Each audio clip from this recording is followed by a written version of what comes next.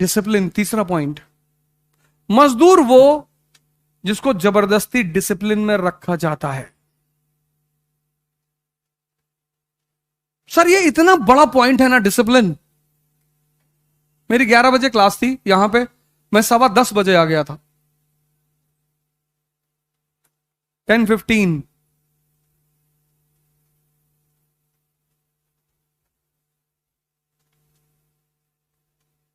और ये सब मैंने सुधार किया अपने अंदर, ऐसा नहीं कि बचपन से था।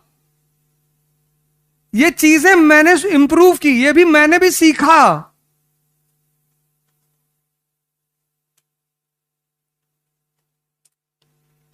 तो अगर मैं किसी से सीख सकता हूं, आप हमसे सीख लो। हम सब किसी ना किसी से सीखते हैं। इसीलिए तो जितने भी महान लोग हुए, सबसे पहले क्या ढूंढा जाता, इनका गुरु कौन था। बुद्ध खुद से थोड़ी एनलाइटेंड हो गए, किसी ने तो दिशा दी ना। डिसिप्लिन। हिटलर, ऑफिशियली हम कितना भी उसकी पॉलिसियों का विरोध करें, लेकिन पर्सनली जब हम उसको देखते हैं, सर उसका नियम था 3 बजे सुबह उठने का, वो कभी टूटा ही नहीं।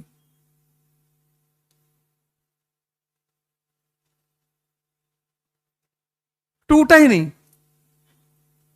शराब नहीं पीता था। जर्मनी वाला आदमी, जहां टेम्परेचर -20 है, शराब यूरोप की कल्चर का हिस्सा है। इसलिए इस्लाम बड़ी जबरदस्त पकड़ पश्चिम यूरोप में नहीं बना पाया, क्योंकि वहां का व्यक्ति बिना शराब के जी ही नहीं सकता। सऊदी अरेबिया में इस्लाम पैदा हुआ ना, वहां जो आदमी शराब पिएगा, वहां का आदमी ओल्ड मॉन्क पिएगा, वो डेड मॉन्क हो जाएगा। 50 डिग्री सेल्सियस टेम्परेचर है, लेकिन यूएस, अरे रशिया,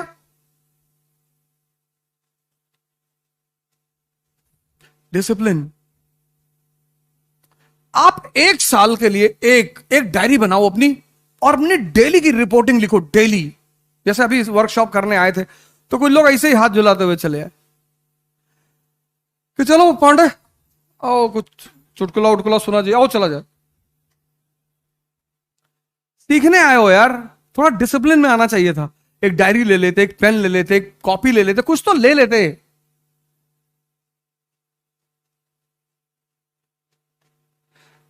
राहत इंदौरी को सुनने आए हो?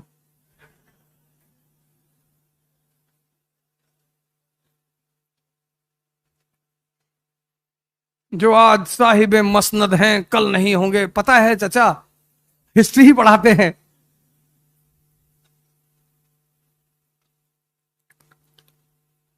लेकिन अच्छे शायर हैं। अब तो बेचारे रहे नहीं, थे। और बहुत अच्छे, बड़ा सरकार के विरुद्ध तंज करना एक कवि का, एक शायर का बहुत अच्छा काम माना जाता, करना ही चाहिए। प्रजातंत्र की सबसे बड़ी ताकत क्या है? अपोजिशन। एक किस्सा उन्होंने सुनाया, मुझे बड़ा अच्छा लगा। उन्होंने कहा, जब इमरजेंसी चल रही थी तो किसी मुशायरे में उन्होंने कहा कि सरकार चोर है, तो दूसरे दिन पुलिस वालों ने छापा मार दिया उनके घर पे। ये उन्होंने ही सुनाया। तो उन्होंने एसएचओ से कहा कि मैंने कहा है सरकार चोर है, लेकिन मैंने ये नहीं कहा कि कहां की चोर है। मैंने ये नहीं कहा कि भारत की चोर है, कि रूस की चोर है, कि ब्रिटेन की चोर है। मैंने ये नहीं कहा। तो सब इंस्पेक्टर ने कहा कि साहब आप हमको बेवकूफ समझ रहे हैं, हमको नहीं पता कहां की चोर है।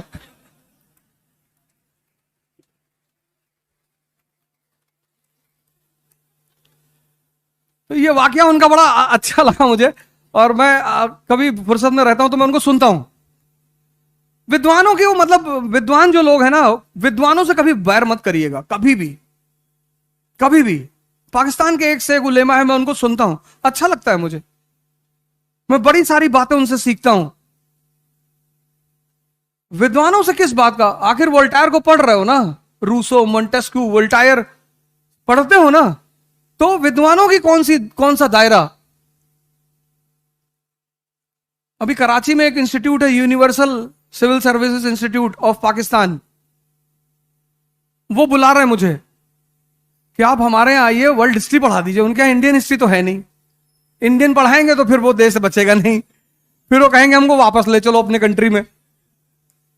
तो वर्ल्ड हिस्ट्री उनका सिलेबस है, यूरोपियन हिस्ट्री। तो और मैं वर्ल्ड हिस्ट्री यहां पढ़ाता हूं, तो उन्होंने हमसे कहा कि आप हमारे यहां आके पढ़ा दीजिए। मैंने कहा सौभाग्य है हमारा। थोड़ा सा हालात ठीक हो जाए तो मैं जाऊंगा। टूटा, वो दुर्घटना थी, कोई मिलाएगा भी तो। अगर वेस्ट ईस्ट जर्मनी हो सकता है तो क्यों नहीं हो सकता? हम राजू सर, नलिन सर जाग पढ़ाएंगे, देखो भैया, और एक बार हम पहुंच गए फिर तो बात ही खत्म हो जाएगी।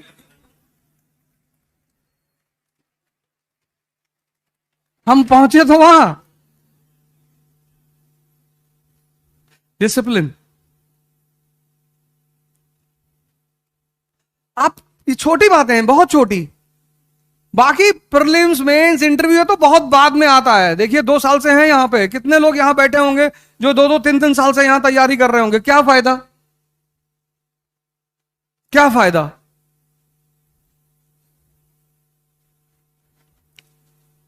एक डायरी बनाइए और अपना पूरा चार्ट बनाइए, डेली का रिपोर्ट कार्ड। अगर आपका शेड्यूल नहीं है पढ़ने का, मत पढ़िए। कुछ भी करिए, उसकी शेड्यूलिंग करिए कि आज 1 2 3 4 ये काम मुझे करना है, और कोशिश करिए कि वो शेड्यूल किसी भी कीमत पे ना टूटे। आप क्लास आ रहे हैं, आपको कोई बचपन का दोस्त आ गया कि यार मूवी देखने चलना है, वाह वाह, अब हमारी बात नहीं मानोगे? अच्छा थोड़ा सा लीवर का हिस्सा दे दो, मान ले।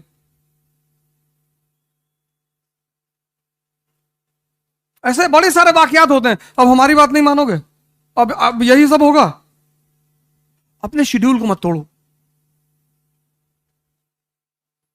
तुम 1 साल ये बातें करके देखो, अगर तुम्हें रिजल्ट नहीं मिलेगा मैं फिर आऊंगा दोबारा।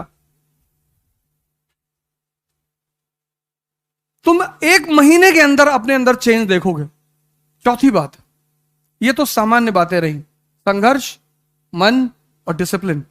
अब हम आ जाएं कुछ परीक्षा की तरफ।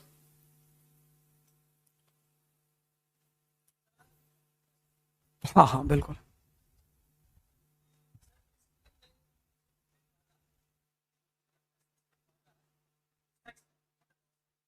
अच्छा अच्छा ठीक है, कोई बात नहीं।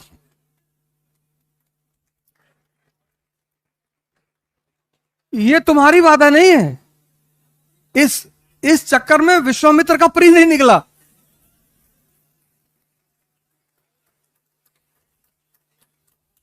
ये तो तुमने बहुत बड़ा मुद्दा छेड़ दिया।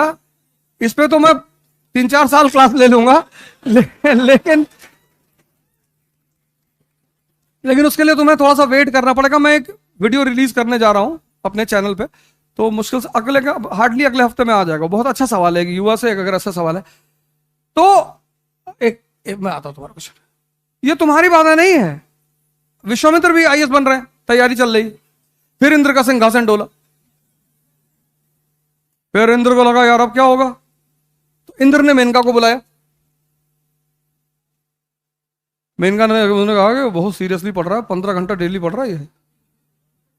अरे बोली कोई बात नहीं, अभी उठा दूंगी इसको जाकर।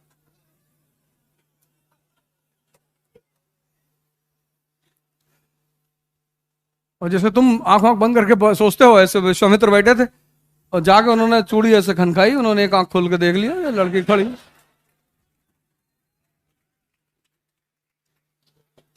तो विश्वामित्र ने सोचा हमें क्या टेंशन है, हम तो हिंदू हैं, पुनर्जन्म में भरोसा करते हैं, इस अटेम्प्ट में नहीं तो अगले जन्म में। लड़की तो मिल गई।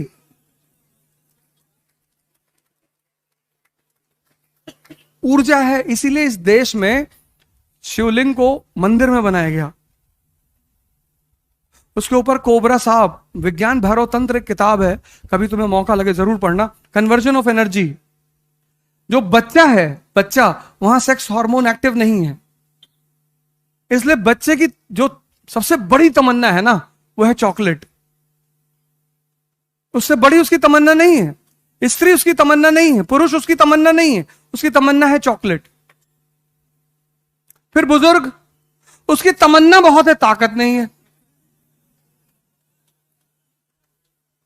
तमन्ना उसकी भी है लेकिन ताकत नहीं है।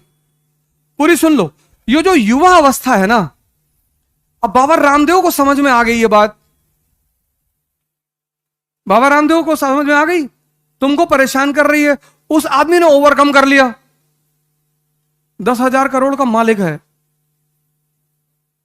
कपिल शर्मा के शो में आया था, किसी की हिम्मत नहीं पड़ रही थी उसके साथ एक्रोबेट तो एक्सरसाइज वगैरह करते हैं, किसी की हिम्मत नहीं पड़ रही थी उसके सामने